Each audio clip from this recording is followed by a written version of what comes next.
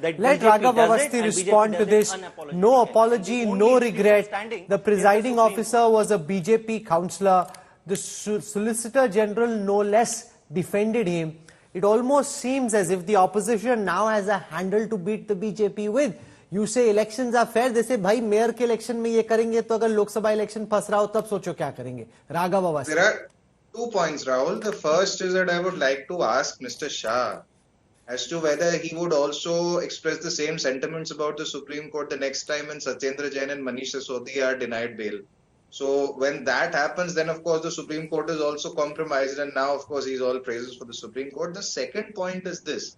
The problem is that the opposition in this country is unable to fight the BJP politically. And this is something that Justice Sanjay Kishan Kaul also pointed out in an interview that he did post-retirement. So they want the Supreme Court and all of these institutions like the Election Commission, etc. to fight their battles. And this is not happening because, I mean, if you go by any opinion poll, any survey that has been conducted, it is very clear that the Aam Aadmi Party and the Congress and the entire opposition is about to get decimated. So they are fixated upon what happened in Chandigarh. And I will be really honest, Rahul, there is no, if you are the Solicitor General, then it is your duty to defend whatever happened under the aegis of the Chandigarh administration. Right? So as a Solicitor General, it is my duty to do that.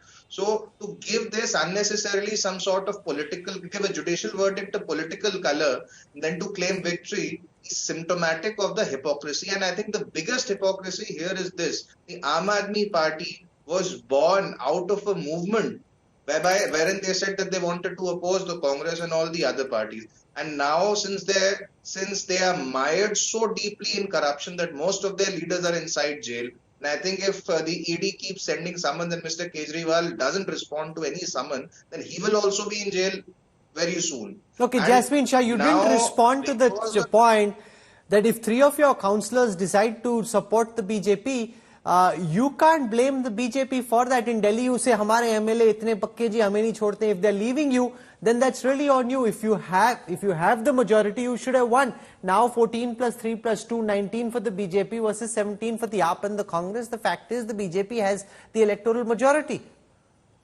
Yes. They can't fight politically, which is why they want the Supreme answer your Court to question, fight Rahul, but let me point out one simple fact that you know, on this matter today, not just on your show, no other show, a BJP spokesperson is coming.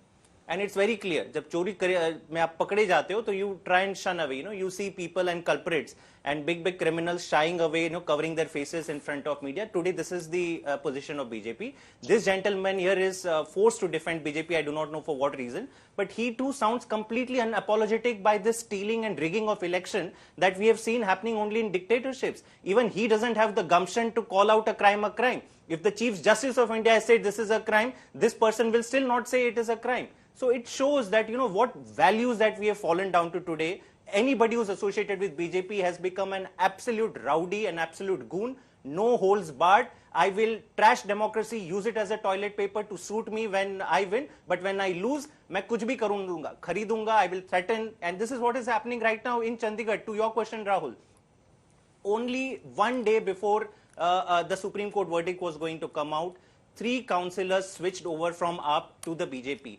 We demand an open investigation. What has happened? Are these people been threatened? Was there some inducement? Who called them? Suddenly there was no, these were the same people who were protesting against the BJP and how they have taken democracy. Why doesn't an ED investigation been launched? Let their phones be checked as to who has been calling them. Are their family members safe? I ask a simple question. Today BJP has all powers. It can threaten their family members and say ki aaj switch kar lo. Raghav Awasthi, but would you at least acknowledge before I end that the optics are very bad? This Anil Masi guy looking up at the camera, trying to fiddle with the papers. You can say that this is a localized Chandigarh mayoral operation, has nothing to do with the central leadership, but the optics of this for the Bharatiya Janata Party and in the eyes of your opponents are just quite bad. Rahul recently argued a case against Mr. Kejriwal, wherein Justice Swarnakanta Sharma also passed many scathing observations against him. So it's not as if, you know, the judiciary is suddenly very good when there is some order that is passed in your favor and otherwise it is bad. As far as the optics are concerned, I will say one thing. ultimately you and I can debate, and Mr. Shah and I can also debate, but whether or not the optics are good, it will be decided by the people of India. So we are already at the end of February. I think in about 6 or 7 weeks, the first phase of election will happen. If these people are so confident, then why is it that they have to, already they are crying as if the election is already lost. They are saying that the BJP will do this and the BJP is going to do that. The fact is that these people have been rejected. These people have been rejected lock, stock and barrel by the people of India, and therefore this is, they are trying to cover up, and it's really embarrassing to watch them do it. Mr. Shah seems to be a very articulate spokesperson, so I'm actually feeling a little bad for him that he has to cover up for this impending defeat. So now Jasmine Shah, Raghav makes that point that tomorrow if a verdict comes out against Sanjay Singh or Manish Sisodia or something is said about Kejriwal, then you can't say this Supreme Court bika hua hai ji. हम तो नहीं कहते, we never say that Supreme Court बिका हुआ है. Even in the Jasmine Shah, I'm out of time, so very quickly, Rahul, please. First of all, Rahul, this is precisely the kind of whataboutery that BJP and the people associated with them indulge in. We have never disrespected the Supreme Court. We welcome any decision of the Supreme Court. But today the day belongs to the people of India. Democracy was murdered in camera, in daylight. 7 feeds of camera showing how vote by vote BJP was murdering democracy. They were caught red-handed, and now the decision is for the people of India to make. Do you want to save democracy? Do you want to see this happening? Okay, I'm out of time on this debate. Raghav, last 10 seconds, please. When Manish Sisodia is denied bail, he should say then that he agrees with the judiciary. Also, when he denies Manish Sisodia and Satyendra Jain bail. Okay, make no mistake. There is no way.